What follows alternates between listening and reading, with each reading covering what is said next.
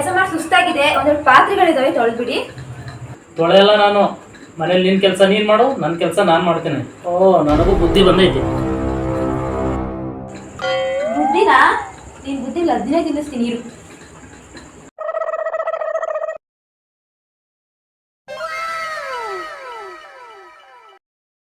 ಯಜಮಾನ ಯಜಮಾನ ನಿನಗಿಂತಲೂ ಸಿರಿಯೇನಾ, ಓ